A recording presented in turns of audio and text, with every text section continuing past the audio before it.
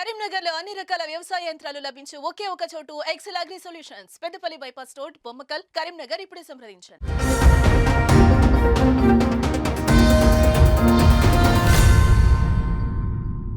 Welcome to Suman TV Karimnagar. నా పేరు స్నేహ. Today Karimnagar bulletin కి స్వాగతం. ముందుగా హెడ్లైన్స్. నరేంద్ర మోడీ నిరంకుశ పాలన నశించి రాహుల్ పాలన రావాలన్న మంత్రి పొన్నం. అంబేద్కర్ స్టేడియంలో మార్నింగ్ వాక్ చేస్తూ షటిల్ వాలీబాల్ ఆడుతూ ప్రచారం. బండి సంజయ్ తరపున నామినేషన్ వేసిన సోదరుడు బీజేపీ నేతలు నామినేషన్ పత్రాలు కలెక్టర్ పమేలా సత్పతికి అందజేత. కాంగ్రెస్ బీఆర్ఎస్ లకు శ్రీరాముడి పేరు వింటేనే వణుకు పుడుతోందన్న బండి సంజయ్. కొడిమ్యాల సమావేశంలో బీజేపీలో చేరిన పలువురు నాయకులు కార్యకర్తలు. అందుబాటులోకి ఏడీఎంఎస్ ఎలక్ట్రికల్ వాహనాల నూతన షోరూం. వాహనాలను ఆవిష్కరించిన ఏడీఎంఎస్ సంస్థ ప్రతినిధి రాజ శ్రీనివాస్. నరేంద్ర మోదీ నిరంకుశ పాలన నశించి మానవతావాది రాహుల్ పాలన రావాలని రాష్ట్ర బీసీ సంక్షేమం రవాణా శాఖ మంత్రి పొన్నం ప్రభాకర్ అన్నారు. కరీంనగరంలోని అంబేద్కర్ స్టేడియంలో ఆయన పార్లమెంట్ ఎన్నికల ప్రచారం నిర్వహించారు. ఈ సందర్భంగా వాకింగ్ చేస్తూ షటిల్ వాలీబాల్ ఆడుతూ సరదాగా గడిపారు. ఎలక్టోరల్ బాండ్ల ద్వారా వివిధ సంస్థల ద్వారా నల్లధనాన్ని తీసుకోవడానికి ఎలక్ట్రో బాండ్లను రూపొందించామని నరేంద్ర మోడీ చెప్పడం నేరుగా అవినీతిని ప్రోత్సహించినట్టేనని తెలిపారు.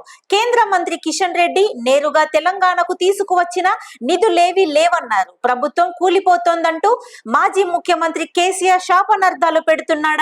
ఎందుకింత ఈర్ష పడుతున్నారని ప్రశ్నించారు.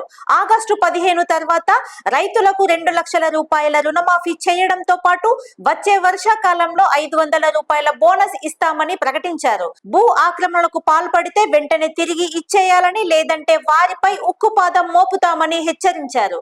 ఈ కార్యక్రమంలో మంత్రి పొన్నం ప్రభాకర్ తో పాటు ఎమ్మెల్యే కవ్వంపల్లి సత్యనారాయణ, కాంగ్రెస్ నాయకులు వెలిచాల రాజేందర్రావు, మాజీ శాసనసభ సభ్యులు ఆరెపల్లి మోహన్, వైద్యుల అంజన్ కుమార్, పలువురు కాంగ్రెస్ నాయకులు, కార్యకర్తలు తదితరులు పాల్గొన్నారు. రాముని పేరు మీద అంటే మీ పార్టీకి ఒక విధానం ఉంది. మీ పార్టీలో అభివృద్ధి, ప్రజా సంక్షేమము, మీ ప్రభుత్వ 10 సంవత్సరాల విజయాలని చెప్పుకొని ఒట్లాడుకుంటున్నాం. లేదు మీరు రాముని పేరు మీద అడుకుంటున్నారు, మీ కర్మ. రాముడు అందరి వాడు. రాముడికి సంబంధించి కూడా రాజకీయాలకు లాగుతున్నటువంటి మూర్ఖులను గురించి ప్రజలు అప్రమత్తంగా ఉండాలి. రాముడి సెంటిమెంట్ తోటి ఓట్లు అడుగుతారంటే మీరు అసమర్థుల కిందనే లెక్క కదా. రాముడు ఎందుకు రాజకీయాల్లోకి? రాముని అందరూ పూజిస్తారు, రాముడిని మేము కూడా పూజిస్తాం. మీరెందుకు ఓట్లు రాముడి పేరు మీద అడుగుతారో అని అడుగుతాను. సొంత మార్కెటింగ్ చేసుకోలేరా? మీ పేరు మీద ఓట్లు అడగలేరా? 5 సంవత్సరాలు ఎంపీ చేసింది ఏం చెప్పలేరా? మీ 10 సంవత్సరాలు ముఖ్యమంత్రి ఏం చేసింది చెప్పలేరా? రాముడి గురించి ఓట్లు అడుగు ఏంది? అది ఎందుకు నీ జాగిరా?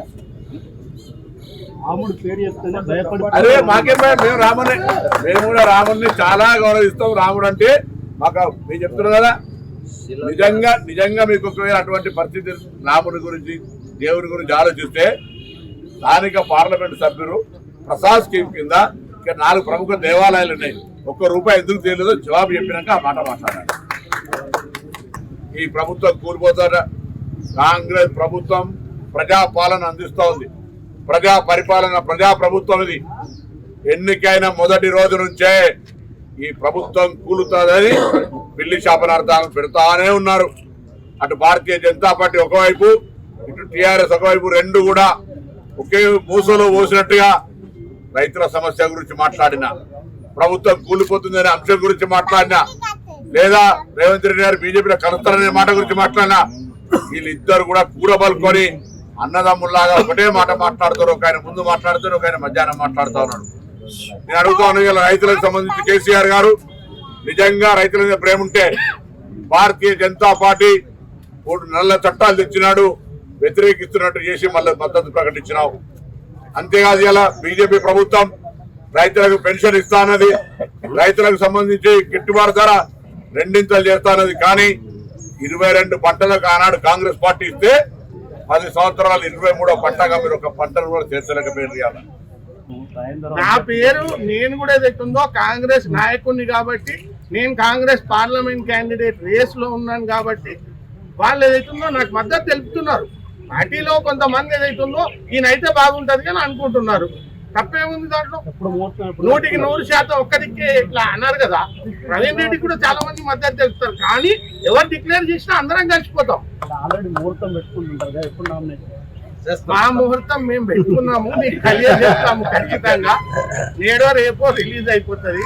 అండ్ ఇది T20 మ్యాచ్ కాబోతుంది. మా మధ్యలో ఒక best T20 player Virat Kohli ఉన్నారు పొన్నమన్నా. సో మేమే 100% గెలుస్తాం. బికాస్ బెస్ట్ ప్లేయర్ మా దిక్కే ఉన్నాడు, బెస్ట్ ప్లేయర్స్ మా దిక్కే ఉన్నాడు. కాబట్టి రోహిత్ శర్మ గారు ఇక్కడనే ఉన్నారు. నేను ఖచ్చితంగా గెలుస్తాము. గంటాబద్ధంగా చెప్తున్నాను. మా తండ్రి గారు స్పోర్ట్స్ కి ఇచ్చినంత ఇంపార్టెన్స్ కరీంనగర్ లో ప్రాబబ్లీ ఎవరు కూడా ఇవ్వలేదు. ఆయన క్రికెట్ అసోసియేషన్ ప్రెసిడెంట్ గా ఉండే, ఆయన ఫుట్బాల్ అసోసియేషన్ ప్రెసిడెంట్ గా ఉండే, ఆయన హాకీ అసోసియేషన్ ప్రెసిడెంట్ గా ఉండే. ప్రతి దానికి ఏదైతుందో ఇమీడియట్ గా రియాక్ట్ అయ్యి చేసేవారు. ప్రజా సమస్యల కోసం పోరాటం చేసిన గొంతు బండి సంజయ్ది మాత్రమేనని మాజీ ఎమ్మెల్యే బొడిగ శోభ అన్నారు. నగరంలోని కలెక్టరేట్ ఆవరణలో బండి సంజయ్ సోదరుడు బండి సంపత్ కుమార్ తో పాటు పలువురు బీజేపీ నాయకులు నామినేషన్ పత్రాలను కలెక్టర్ పమేలా సత్పతికి అందజేశారు. వినోద్ కుమార్ 2 సార్లు గెలిచి కరీంనగర్ కు చేసిందేమీ లేదని బొడిగ శోభ అన్నారు. కేవలం ఢిల్లీకే పరిమితమయ్యారని ఆరోపించారు. బండి సంజయ్ ఎంపీగా గెలిచి కల్వకుంట్ల కుటుంబంపై యుద్ధం ప్రకటించారని గుర్తు చేశారు. 4 కోట్ల ప్రజలను మరోసారి మోసం చేసేందుకు కాంగ్రెస్ కుట్ర చేస్తోందని ఆరోపించారు.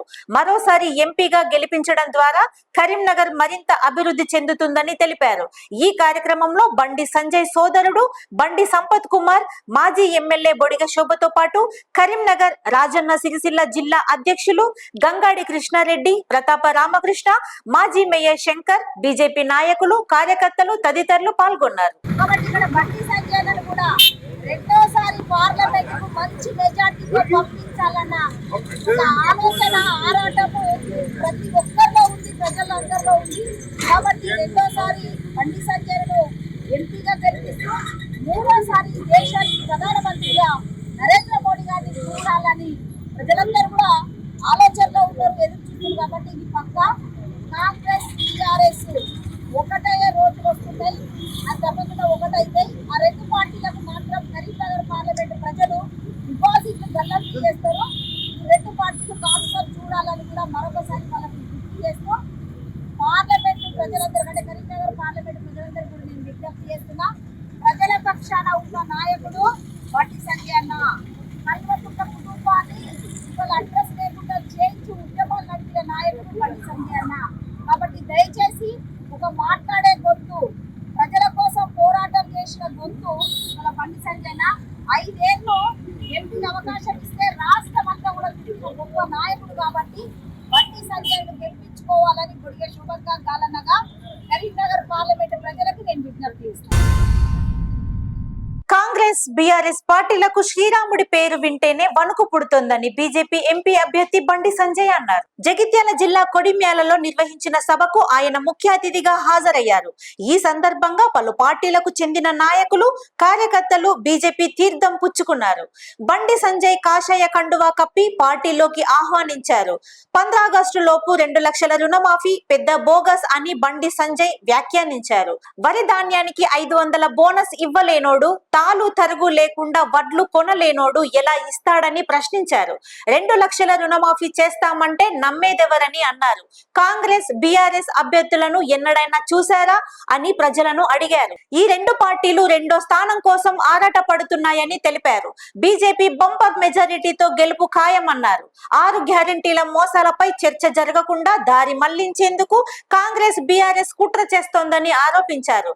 శ్రీరాముడు భక్తులమని వాళ్లకు దమ్ముంటే బాబర్ పేరుతో జనంలోకి వెళ్లాలని సూచించారు.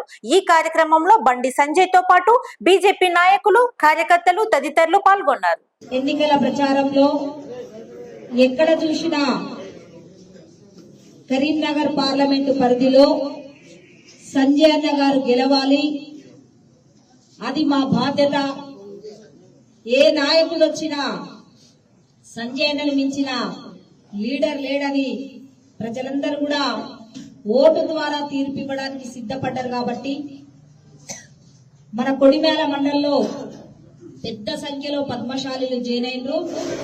నేను ఎమ్మెల్యేగా ఉన్నప్పుడు కూడా అన్ని కుల సంఘ భవనాలు పెట్టినా, మరి అన్నగారికి తప్పకుండా మన కొడిమేల మండలంలో ఎక్కువ సంఖ్యలో ఓట్లు వేయించి అన్నను పార్లమెంటుకు పంపించాలని ప్రతి ఒక్కరిని కూడా పేరు పేరున నేను విజ్ఞప్తి చేస్తూ సెలవు తీసుకుంటున్నాను.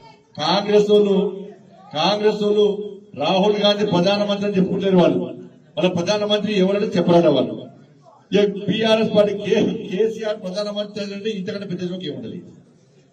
బీఆర్ఎస్ పార్టీ ఏడమైనా ఒక్క సీట్ కూడా వచ్చే పరిస్థితి లేదు.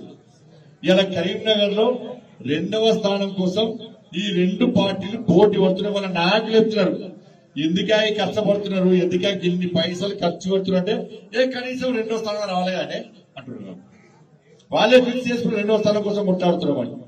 ఏ సర్వే చూసినా కూడా మన వ్యతిరేక సర్వే, మన సపోర్ట్ సర్వే, ప్రభుత్వ survey, private survey, media survey, media కాని సర్వేలు ఏ సర్వేలు చూసినా కూడా ఆ పార్టీలకు మనకు చాలా ఫరక్ ఉన్నది. మన దరిదాపులో కూడా వాళ్ళు లేరు కాబట్టి ప్రజలందరూ ఆల్రెడీ నిర్ణయించుకున్నారు. ప్రజల దృష్టి మళ్లించే ప్రయత్నం చేసినా కూడా ఎవరు మళ్లే పరిస్థితులు అందరూ భారీ మెజార్టీతో కరీంనగర్ లో భారతీయ జనతా పార్టీ గెలిపించడానికి నిర్ణయం తీసుకున్నారు. కాబట్టి మన అయోధ్యలో రామ మందిరాన్ని నిర్మించినటువంటి గౌరవ సుప్రీంకోర్టు తీర్పిచ్చినాక ఈ దేశంలో హిందువులందరినీ ఏకతాటిపై తీసుకొచ్చి అందరి భాగస్వామ్యంతో మన ప్రతి ఇంటికి అక్షింతలు వచ్చి రాములవారి ప్రాణ ప్రతిష్ఠ కార్యక్రమాన్ని అందరికీ చూపించినటువంటి పరిస్థితి మనం ఆలోచించుకోవాలి. కొంతమంది అంటున్నారు భారతీయ జనతా పార్టీ రాముని పేరు చెప్పుకొని వస్తున్నారు పని. ఇలా చాలా మంది కాంగ్రెస్ పార్టీ నాయకులకు రాముడు అంటే భయం స్టార్ట్ అయింది. బీఆర్ఎస్ పార్టీలకు రాముడు అంటే భయం స్టార్ట్ అయింది. వాళ్ళే అంటున్నారు రాముని పేరు చెప్పుకొని వస్తున్నారని చెప్పన్నాడు. కేసీఆర్ కొడుకు ఏమంటాడు జై శ్రీరామ్ అన్న రాముని పేరు చెప్పాలి, బీజేపీ తొక్కాలి. అంటే బీజేపీ తొక్కాలంటే ఏమన్నాడు? బీజేపీ ఎవరు భక్తులు భాజపా చెప్పుకున్నారే కదా. అంటే బీజేపీ కార్యకర్తలు తొక్కుతామంటే ఏమన్నట్టు? ఆయన దేవుడిని నమ్మడు కాబట్టి, దేవుడిని నమ్మని నాస్తికుడు కాబట్టి, ఇక్కడ పార్లమెంట్ అభ్యర్థిగా పోటీ చేసే వ్యక్తి దేవుడిని నమ్మని నాస్తికుడు కాబట్టి వీళ్ళందరూ ఒక్కటై ఇలా రామునికి వ్యతిరేకంగా, అయోధ్యకు వ్యతిరేకంగా, బీజేపీకి వ్యతిరేకంగా, హిందూ ధర్మానికి వ్యతిరేకంగా ఏ విధంగా సమాజాన్ని చీల్చే ప్రయత్నం చేస్తారో బీఆర్ఎస్ పార్టీ గురించి ఇలా ప్రజలు జాగ్రత్తగా ఉండాల్సిన అవసరం ఉంది. కాంగ్రెస్ పార్టీలు కూడా ఇలా బీజేపీలు రాముని పేరు ఎప్పుడు వస్తున్నారు. రాముని పేరు పక్క పెట్టినామంటే రాముని పేరు అరే బాగా చెప్తా రాముని వారసులం, రాముని ఇష్యూ ఓటేమని ఇక్కడ చెప్తలేము మేము. బాగా చెప్తా అయోధ్యలో రామ మందిరం నిర్మాణం జరిగిందని మాత్రం పక్కా చెప్పుకుంటున్నాం. మీరు చెప్పుకోగలదు అంటున్నారు. నాకు అర్థం కాదు. మీరు చెప్పుకోగలుగుతారా? నేను చెప్పిన మీరు రాముని పేరు మేము చెప్పుకుంటున్నాం. నీకు ఇష్టం లేకుండా నువ్వు బాబర్ పేరు చెప్పుకో, లేకపోతే ఇంకో పేరు చెప్పుకో. అయోధ్యలో జరిగిన విషయం చెప్తున్నాం మేము. గౌరవ సుప్రీంకోర్టు తీర్పు గురించి మేము ప్రస్తావిస్తున్నాం. కాబట్టి దయచేసి ఆలోచన కాదు. ఈ దేశంలో ప్రధానమంత్రిగా ఎవరుండాలి, ఎవరుంటే ఈ దేశం బాగుపడుతుంది. ఎవరు 370 ఆర్టికల్ రద్దు చేశారు, ఎవరు త్రిపుల్ తలాక్ను రద్దు చేశారు, ఇవన్నీ ఆలోచించి ఇలా వాస్తవ విషయాలు ఆలోచించి ఇలా నరేంద్ర మోడీ గారిని మళ్ళీ ప్రధానమంత్రి చేయాలంటే మీరు నాకు ఓటేస్తే నేను పోయి నరేంద్ర మోడీ గారికి ఓటేస్తా. ఇలా బీఆర్ఎస్ పార్టీకి ఓటేస్తే ఆయన ఎవరికి ఓటేయాలి? ఢిల్లీ పోయి ఎవరికి ఓటేయాలి? ఓటేయాలంటే వాడు అభ్యర్థి లేడు వాళ్ళకి ఢిల్లీలో. కాంగ్రెస్ పార్టీకి ఓటేస్తారు. కాంగ్రెస్ పార్టీని ఎవరు కొట్టాలి? రాహుల్ గాంధీ ఇంకోటి ప్రధానమంత్రి అవుతారా? వాళ్ళే పోటీ మా ప్రధానమంత్రి కావాలని ప్రధానమంత్రి అభ్యర్థి లేని వాళ్ళే చెప్తున్నారు. కాబట్టి వాళ్ళు ఇద్దరికి ఓటేస్తే అది ఓటు వృధా అవుతుంది. కాబట్టి ఇలా మీ అమూల్యమైన ఓట్లు విలువ కాబట్టి ఇలా గతంలో నాకు ఓటేస్తే వాళ్ళ దేశం మొత్తం కరీంనగర్ గురించి మాట్లాడుకుంటున్నారు. కేంద్రంలో అధికారమే లక్ష్యంగా కాంగ్రెస్ కార్యకర్తలందరూ పనిచేయాలని సుడా చైర్మన్ కోమటిరెడ్డి నరేందర్ రెడ్డి అన్నారు. నగరంలోని సిటీ కాంగ్రెస్ కార్యాలయంలో ఆయన మీడియాతో మాట్లాడారు. ఈ సందర్భంగా 6 గ్యారంటీలపై కాంగ్రెస్ రూపొందించిన వాల్ పోస్టర్లను విడుదల చేశారు. రాష్ట్రంలో 6 గ్యారంటీలు, కేంద్రంలో 5 న్యాయాల ద్వారా న్యాయం చేస్తామని చెప్పారు. ప్రతి కార్యకర్త, నాయకులు ఇంటింటికి తిరుగుతూ గ్యారంటీ పథకాలపై ప్రచారం చేయాలని సూచించారు. బీజేపీ, బీఆర్ఎస్ వైఫల్యాలను ప్రజలకు వివరించాలన్నారు. కాంగ్రెస్ అండర్ గ్రౌండ్ వల్లనే నగరానికి స్మార్ట్ సిటీ హోదా వచ్చిందని గుర్తు చేశారు. ఈ నెల 20వ తేదీ నుండి కార్యకర్త ఇంటింటి ప్రచారం చేపట్టాలన్నారు. కాంగ్రెస్ పార్టీలో ఎలాంటి అంతర్గత విభేదాలు లేవని స్పష్టం చేశారు. ఎలాంటి భేషజాలు లేకుండా ప్రతి ఒక్క కార్యకర్త కలిసికట్టుగా పనిచేయాలని సూచించారు. కొన్ని కార్యక్రమాలలో అందుబాటులో లేనప్పుడు పాల్గొనకపోవచ్చని, అంత మాత్రాన అది విభేదాలు కాదని తెలిపారు. ఈ కార్యక్రమంలో సుడా చైర్మన్ కోమటిరెడ్డి నరేందర్ రెడ్డితో పాటు కాంగ్రెస్ నాయకులు, కార్యకర్తలు తదితరులు పాల్గొన్నారు. బీఆర్ఎస్ పార్టీకి సంబంధించినటువంటి అభ్యర్థి గత 10 సంవత్సరాలలో కేసీఆర్ కుటుంబానికి దగ్గర వ్యక్తిగా, కుటుంబ సభ్యునిగా మరి జరిగినటువంటి అవినీతి భాగవతములన్నింటిలో స్మార్ట్ సిటీ మాట్లాడితే మేము స్మార్ట్ సిటీ తీసుకొచ్చామని చెప్తాం. అసలు కరీంనగర్కి స్మార్ట్ సిటీకి ఎలిజిబిలిటీ గతంలో ఉన్న కాంగ్రెస్ ప్రభుత్వ హయాంలో 2004 తర్వాత అండర్ గ్రౌండ్ డ్రైనేజ్ నిర్మించిన ఘనత కాంగ్రెస్ పార్టీ ప్రభుత్వంది. ఆ అండర్ గ్రౌండ్ డ్రైనేజ్ ఉన్నది కాబట్టి ఇవాళ ఈ కార్పొరేషన్కు స్మార్ట్ సిటీగా అర్హత పొందింది. అది ఇడిచిపెట్టి మాట్లాడితే స్మార్ట్ సిటీ మీ వినోద్ కుమారే తీసుకొచ్చిండు. నువ్వు వినోద్ కుమార్ స్మార్ట్ సిటీ తీసుకొచ్చుడు కాదు, స్మార్ట్ సిటీకి సంబంధించినటువంటి అవకతవకల్లో మీ ఇద్దరి వాటా ఎంతో చెప్పమంటున్నాం. మొదలు ఆముచ్చట చెప్పండి. కేంద్రంలో, రాష్ట్రంలో కాంగ్రెస్ పార్టీ వస్తే 2 రకాలుగా పూర్తి స్థాయిలో మరి లబ్ధి జరుగుతుంది. కాబట్టి తప్పకుండా కాంగ్రెస్ పార్టీని ఆదరించమని చెప్పి ఆ సంక్షేమ పథకాల ద్వారా ఏ విధంగా లబ్ధి చేకూరుతుందో వివరిస్తూ రేపటి నుంచి కార్యాచరణ తీసుకుంటా ఉన్నాం. ఖచ్చితంగా అందరం కూడా మరి వాడల మా పంచ న్యాయాలకు సంబంధించి ప్రజలకు గడపకు వెళ్తామని చెప్పి సందర్భంగా తెలియజేస్తా ఉన్నాం. ఇదే సందర్భంలో గత 10 సంవత్సరాలుగా మోడీ బీజేపీ ప్రభుత్వ వైఫల్యాలను, అదేవిధంగా గత 5 సంవత్సరాలుగా భారతీయ జనతా పార్టీకి సంబంధించినటువంటి ఇక్కడ ఉన్నటువంటి బండి సంజయ్ కుమార్ వైఫల్యాలను, ఆయన 5 సంవత్సరాలుగా అసమర్థ పాలనను, నగరంలో స్మార్ట్ సిటీ పనులు జరిగితే ఏ విధంగా అసమర్థ ఎంపీగా నిలబడి ఉన్నాడు, ఏ విధంగా దొంగలు ఊళ్ళు వంచుకున్నట్టు బీఆర్ఎస్ బీజేపీ సంబంధించినటువంటి కేంద్ర రాష్ట్ర ప్రభుత్వం సంబంధించినటువంటి నిధులను అశాస్త్రీయంగా నాణ్యత లోపతం జరిగితే ఎందుకు కళ్ళు మూసుకొని ఉన్నాడు, దీనికి ఉన్నటువంటి నీ వాటా పంచుకోవడం వల్లనే కదా అనే విషయాన్ని కూడా మేము ప్రజలకు స్పష్టంగా తెలియజేస్తూ కరీంనగర్లోని రేకుతి చౌరస్తా సమీపంలో ఏడీఎంఎస్ ఎలక్ట్రికల్ 2 వీలర్ వాహనాల షోరూమ్ ను నూతనంగా రూపొందించారు. ADMS all India core committee member Racha Srinivas ముఖ్య అతిథిగా హాజరయ్యారు. ఈ మేరకు బ్రాంచ్ హెడ్ ఎడెల్లి భాగ్య సంతోష్ కుమార్ రాచ శ్రీనివాస్ కు ఘన స్వాగతం పలుకుతూ సత్కరించారు. అనంతరం రిబ్బన్ కట్ చేసి షోరూమ్ ను ప్రారంభించారు. పర్యావరణ పరిరక్షణ కోసం ఎలక్ట్రికల్ వాహనాలను వినియోగించాలని ఏడీఎంఎస్ ప్రతినిధి రాచ శ్రీనివాస్ అన్నారు. పెట్రోల్, డీజిల్ ద్వారా అధికంగా ఖర్చు అవుతుందని తెలిపారు. ఏడీఎంఎస్ వాహనాలను అత్యాధునిక టెక్నాలజీతో రూపొందించారని బ్రాంచ్ హెడ్ ఎడెల్లి సంతోష్ కుమార్ అన్నారు. అతి తక్కువ ధరలకు కంపెనీ వాహనాలను విక్రయిస్తున్నామని చెప్పారు. ఈ కార్యక్రమంలో ADMS all India core committee member Racha Srinivas, branch head Edelli Bhagya Santosh Kumar, ADMS ప్రతినిధులు తదితరులు పాల్గొన్నారు. ఇది వచ్చేసి ఒక ఏడీఎంఎస్ ఈ బైక్స్ అంటే ఎలక్ట్రిక్ వెహికల్ షోరూమ్ అనేది కరీంనగర్ లో బాస్ మోటార్స్ వాళ్ళు సంతోష్ గారి ఆధ్వర్యంలో ఓపెన్ చేశారు. ఈరోజు విచ్చేసిన మీ అందరికీ స్వాగతం. అలాగే కరీంనగర్ లో చూడండి, ఈరోజు ప్రతి ఒక్కటి కరీంనగర్ అనే కాదు ప్రతి సిటీలో ఈరోజు వేడి ఎంత పెరుగుతుందో చూడండి. దీని అంతటికీ కారణం పొల్యూషన్. ఈ పొల్యూషన్ అనేది అంటే వాతావరణం అంతా కూడా చేంజ్ అవుతుంది. దానికి కారణం ఏంటంటే మనం వాడే పెట్రోల్, డీజిల్. ఈ పెట్రోల్, డీజిల్ ని రాను మనం తగ్గించాలని గవర్నమెంట్ ఆల్రెడీ సూచనలు ఇచ్చింది. 2030లోగా దాదాపు ఒక 70% పెట్రోల్, డీజిల్ అనేది అవాయిడ్ చేయాలి. లేదంటే మనం పరిస్థితులు చాలా ఈ ప్రకృతిలో మార్పులు వచ్చి మనకు ఈ వాతావరణంలో చేంజెస్ వచ్చి వర్షాలు పడవు, ప్లస్ చలికాలం ఉండదు. ప్రతి సంవత్సరం ఎండాకాలం అంటే సంవత్సరం మొత్తం ఎండాకాలంగా మారిపోతుంది. దీన్ని అంతటిని నివారించాలి, ప్రకృతిని శాంతపరచాలంటే ఖచ్చితంగా మనందరం కూడా ఈ పొల్యూషన్ అనేది తగ్గించాలి, వాతావరణాన్ని మనం జాగ్రత్తగా కాపాడుకోవాలి. మరి లేదంటే మనకు ఆక్సిజన్ అనేది దొరకదు. మనిషికి జీవించాలంటే ముఖ్యమైనది ప్రాణవాయువు. ఈ ప్రాణవాయువు రోజు రోజు సిటీ విస్తీర్ణత తగ్గిపోతుంది. కానీ దాని స్థానంలో మనం పెట్రోల్, డీజిల్ బాగా వాడుకుంటూ కార్బన్ డైఆక్సైడ్ పెంచుతున్నాం. దీనివల్ల శ్వాస సంబంధ వ్యాధులతో మన ఆయుష్ కూడా తగ్గిపోతుంది. ఇంతకుముందు మన తాత ముత్తాతలు 100 సంవత్సరాలు బతికేవాళ్ళు.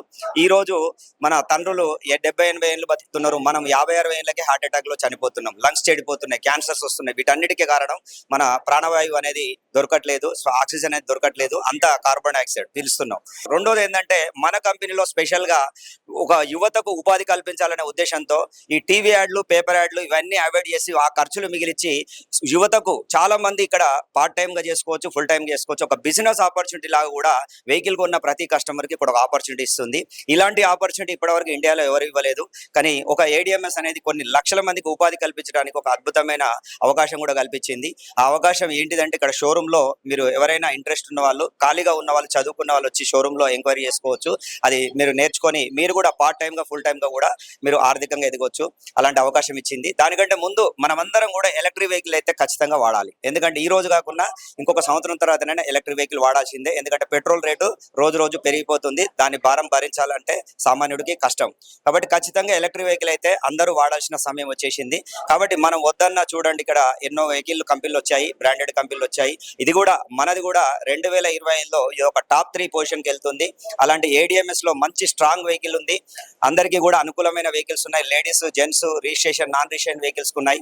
అందరికీ అనుకూలమైన వెహికల్స్ ఉన్నాయి. ఇది ఒకసారి ఛార్జ్ చేస్తే 80 నుంచి 100 కిలోమీటర్ల నుంచి 200 కిలోమీటర్ల వరకు కూడా మైలేజ్ వచ్చే విధంగా మన దగ్గర డిజైన్ చేయబడ్డాయి. కాబట్టి మీకు ఏదైనా వివరాలు కావాలంటే, వెహికల్ కావాలన్నా, మీకు ఒక ఆర్థికంగా ఎదగాలనే తపన ఉన్న వాళ్ళు, లేదంటే మీరు ఏదైనా ఉపాధి కావాలన్నా ఇక్కడ షోరూమ్ లో వచ్చి కనుక్కోవచ్చు. మానకొండూరు నియోజకవర్గ స్థాయి కాంగ్రెస్ సమావేశంలో ఎమ్మెల్యే కవ్వంపల్లి సత్యనారాయణ కార్యకర్తలపై ఆగ్రహం వ్యక్తం చేశారు. సభ ప్రారంభమవుతున్న సమయంలో ఓ కార్యకర్త మాట్లాడుతుండగా ఎమ్మెల్యే అడ్డు చెప్పారు. ఎంత చెప్పినా కార్యకర్త వినకపోవడంతో ఆయనపై విరుచుకుపడి ముందుకు తోసేశారు. ఇప్పుడు ఈ వీడియో సోషల్ మీడియా వేదికగా వైరల్ గా మారింది.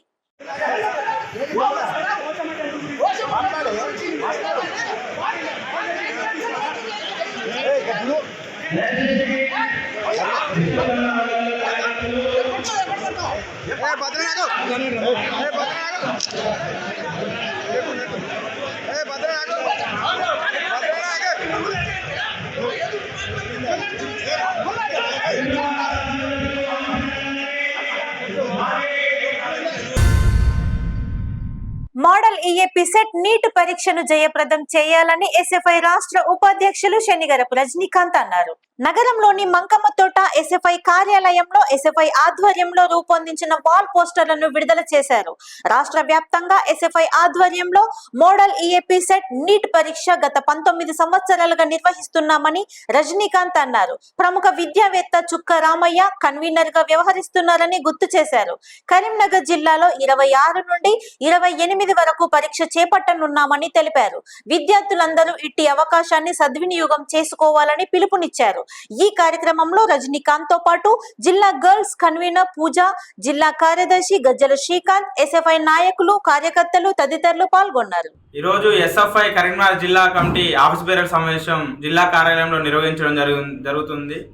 SFI తెలంగాణ రాష్ట్ర కమిటీ ఆధ్వర్యంలో ఈ నెల 21వ తేదీ నుండి 28వ తేదీ వరకు SFI ఆధ్వర్యంలో మోడల్ నీట్ పరీక్షను, అదేవిధంగా మోడల్ ఎంసెట్ పరీక్ష నిర్వహించడం జరుగుతుంది. దాదాపుగా 15 సంవత్సరాల నుండి చుక్క రామయ్య గారి సౌజన్యంతో ఈ పరీక్ష నిర్వహించడం జరుగుతున్నది. ఈ పరీక్షలో కరీంనగర్ జిల్లా వ్యాప్తంగా ఉన్న విద్యార్థులందరూ పాల్గొనాలని, అదేవిధంగా విద్యార్థుల యొక్క సృజనాత్మకతను వెలికితీయడానికి కోసం ఈ ప్రతిభ పరీక్ష ఆన్లైన్లో కరీంనగర్ జిల్లాలో 3 సెంటర్లలో ఆన్లైన్ పరీక్ష నిర్వహించడం జరుగుతుంది. అదేవిధంగా ఈ నెల 30వ తేదీన విద్యార్థులు బైపీసీ చదువుతున్న విద్యార్థులకు నీట్ పరీక్ష 30వ తేదీన ఆఫ్లైన్ లో పరీక్ష నిర్వహించడం జరుగుతుంది. ఈ పరీక్షల్లో జిల్లా వ్యాప్తంగా ఉన్న ప్రతి ఒక్క విద్యార్థులు పాల్గొని జయప్రదం చేయాల్సిందిగా కోరుతున్నాం. ఇంతటితో టుడే కరీంనగర్ బులెటిన్ సమాప్తం. Thank you all.